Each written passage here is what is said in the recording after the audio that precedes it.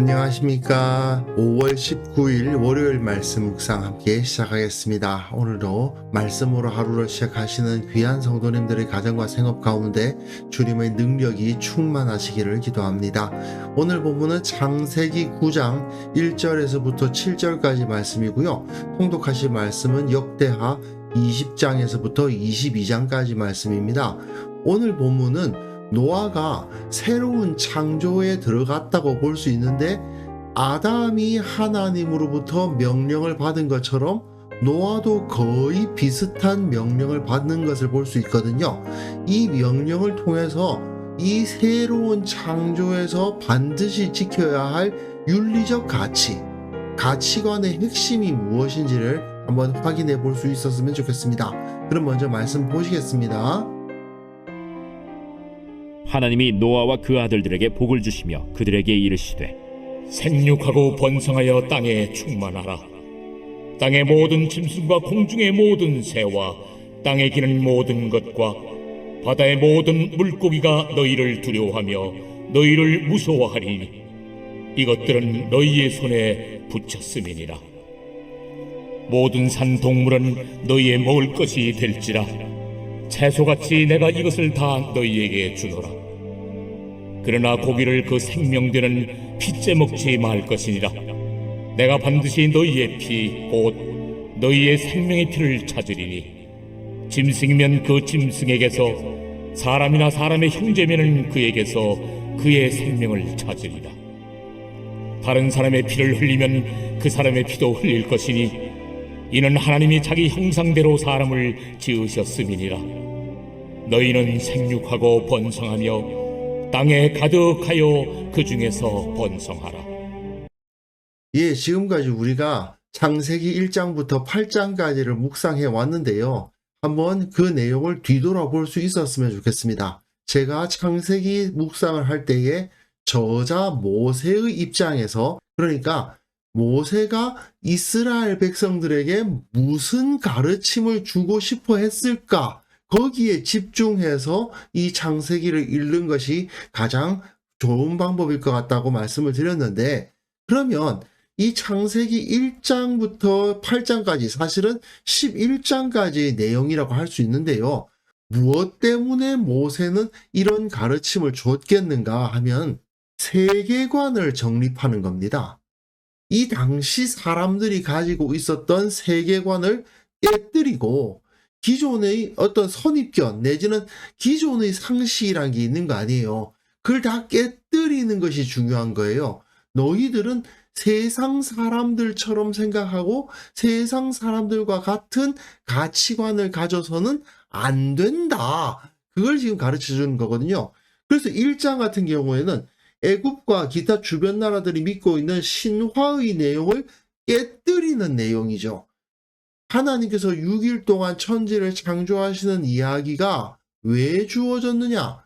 사람들이 생각하는 그 천지가 만들어진 여러 신화들을 전부 다 부인하고 하늘과 땅과 바다와 공기는 신이 아니다.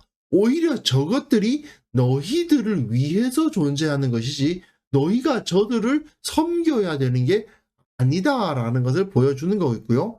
두 번째로는 아로 같은 경우는 자기를 태양신의 아들이라고 주장했단 말이에요.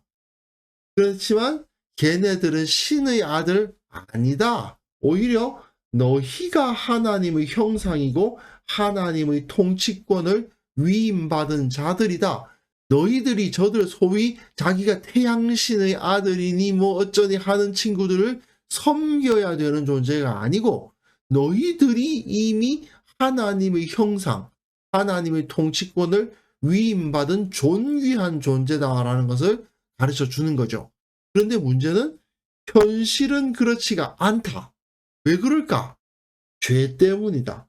하나님의 법도를 어기는 죄를 지으면 하나님의 형상으로서의 지위를 잃을 수밖에 없다.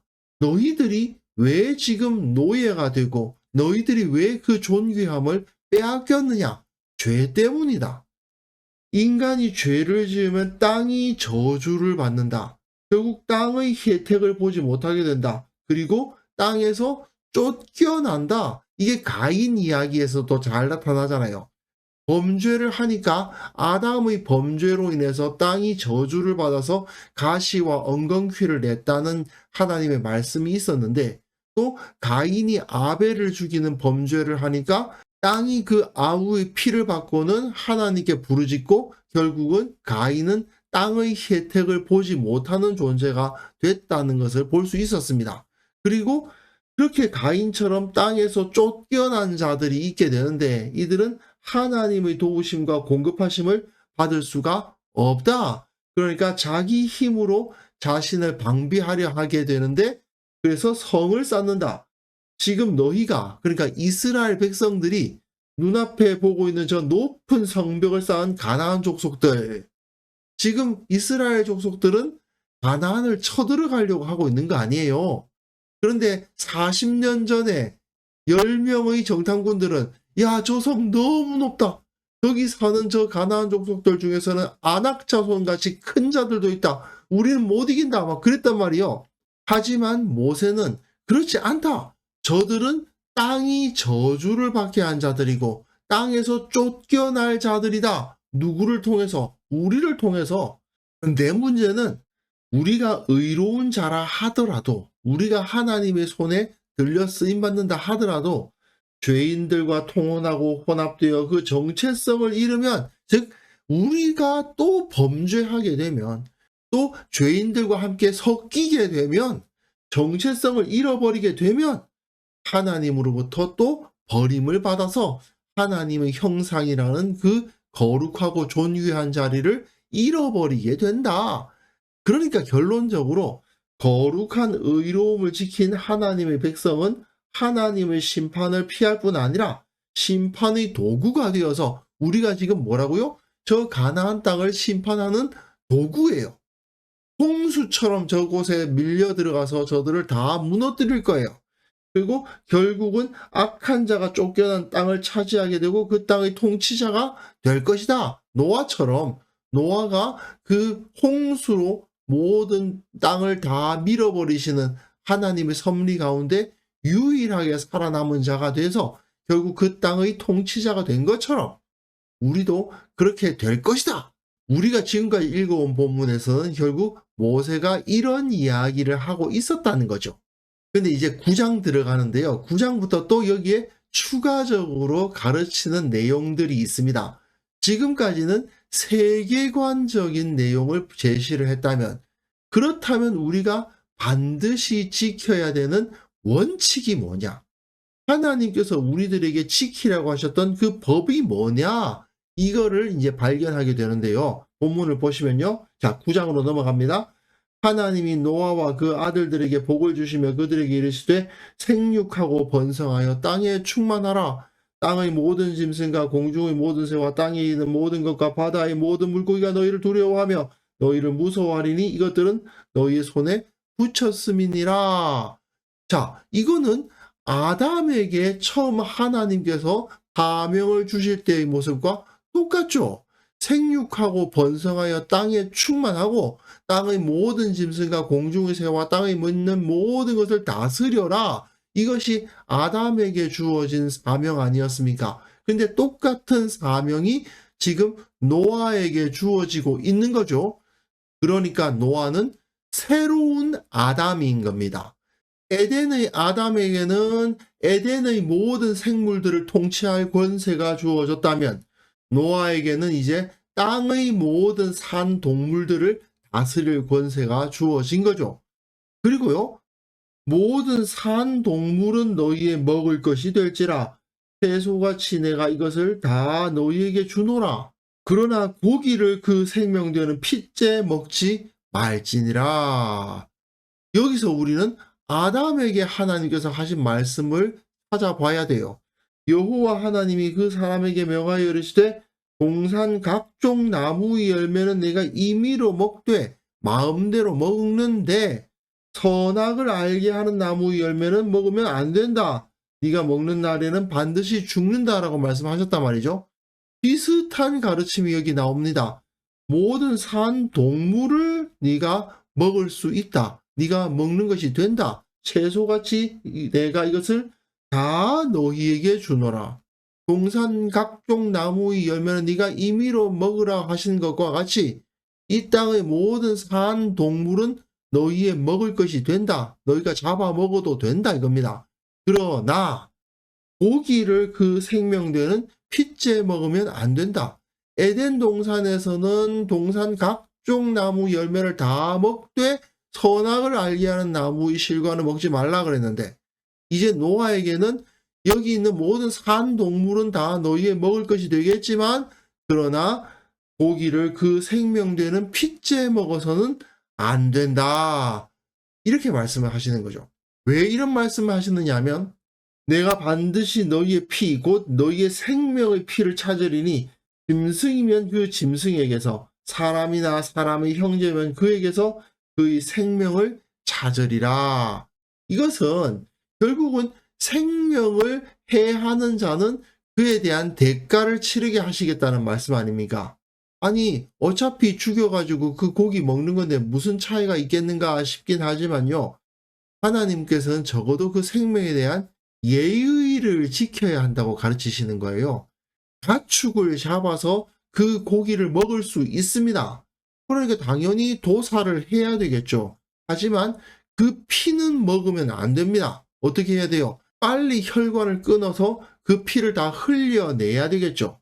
그러니까 천천히 죽이는 방식은 금지됩니다. 왜 옛날에 우리나라에서도 왜 개를 잡아먹은 적이 있었잖아요.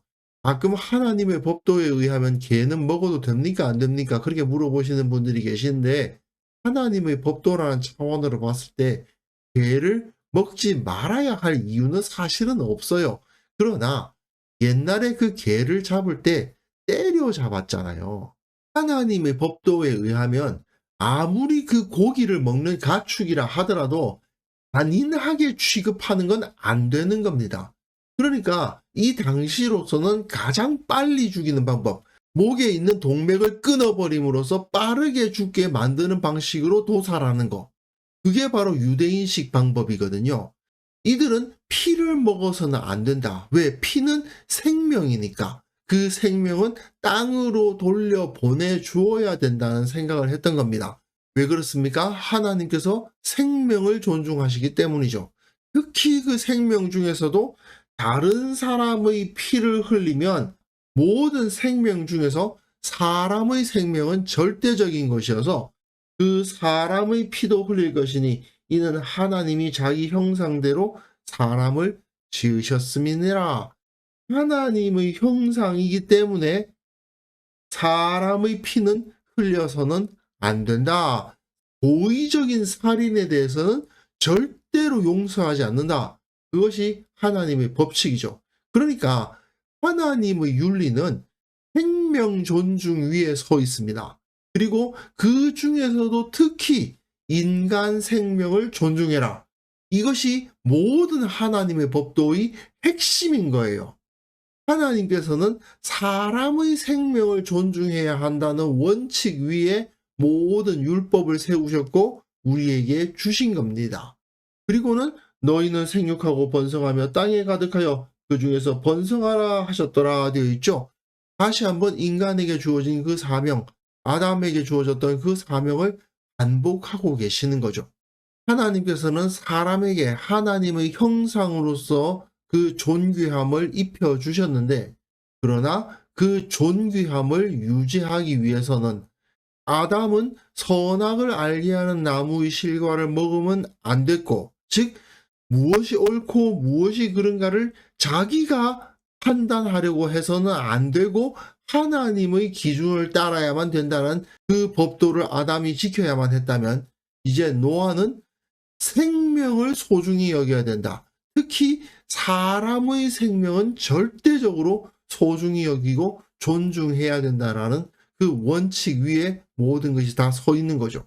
다시 한번 말씀드리지만 노아는 새로운 아담이었습니다. 그는 새로운 역사를 시작하게 되었고 새로운 역사를 시작하면서 마치 아담이 그 선악과에 대한 명령을 받은 것처럼 이 피를 먹지 말라는 명령을 받았던 거예요.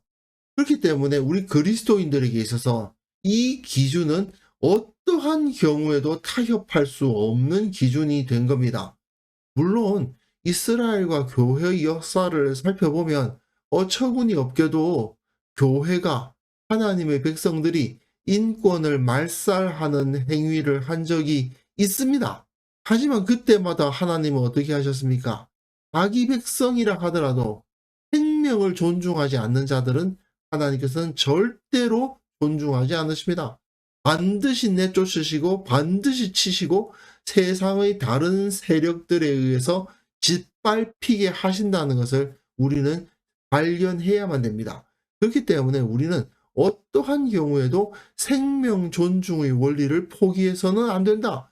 생명은, 특히 인간의 생명은 그 무슨 어떠한 논리를 다 갖다 댄다 하더라도 그 가치에 대해서 평가절하하는 것을 받아들여서는 안 된다. 이걸 우리가 확실하게 마음속에 새겨야 되는 거죠. 결국 그리스도인들은 세상에서 살아갈 때에 이 원리가 지켜지는 세상을 만들어 가는 겁니다. 세상이 참 복잡하다 보니까 그 가운데 이것이 생명 존중의 길인지 저것이 생명 존중의 길인지 참 알기가 힘든 경우가 많은 것은 사실입니다. 그렇기 때문에 우리가 이 세상 살아가면서 기도하고 하나님의 능력을 구하는 이유는 결국 지혜를 위해서 구해야 되겠죠. 주님, 무엇이 과연 생명을 존중하는 길입니까? 어느 쪽이 하나님의 법도에 의해서 생명을 살게 하는 그러한 길입니까? 하는 것을 알 수 있도록 우리가 기도하고 주님을 따라야 될 것 같습니다. 그래서 이 시간 함께 기도하실 때에는요, 내게 생명 주신 주님 기억하게 하시고 언제나 생명 존중 이 원칙을 잊지 않게 하옵소서. 우리 교회 모든 성도들이 어떤 상황에서든지 생명 존중을 실천하기 위한 길이 무엇인지를 바르게 찾는 지혜를 갖게 하여 주옵소서. 함께 기도하는 시간 가졌으면 합니다.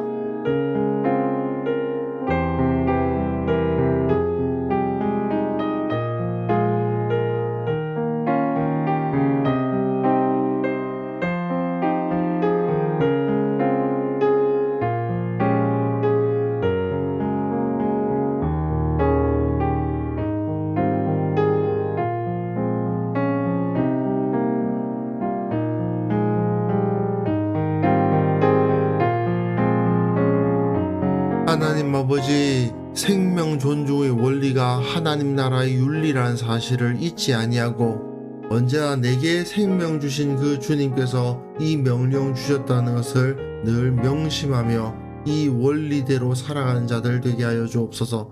우리 교회 성도들 모두 다 어떤 삶의 영역에 있든지 간에 생명 존중을 실천하기 위한 길을 찾게 하시고 무엇이 참된 생명 존중의 길인지를 바르게 분별할 수 있는 지혜를 우리에게 허락하여 주옵소서.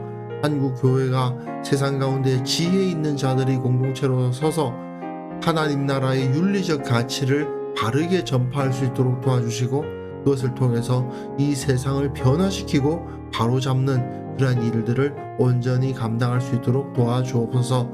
아버지, 오늘 하루 우리에게 참된 지혜를 주시고 무엇이 우리들이 가야 할 길인가를 바르게 알게 하시고 주님을 높이게 하시고 참으로 주께서 가장 중요하게 생각하셨던 그 가치, 생명의 가치를 드러내며 가르치며 또한 사람들이 느끼게 만들고 또한 지키게 만드는 하루를 우리가 살아가게 하여 주옵소서. 우리에게 능력과 지혜를 주실 주님을 믿사옵고 예수님의 이름으로 기도합니다. 아멘.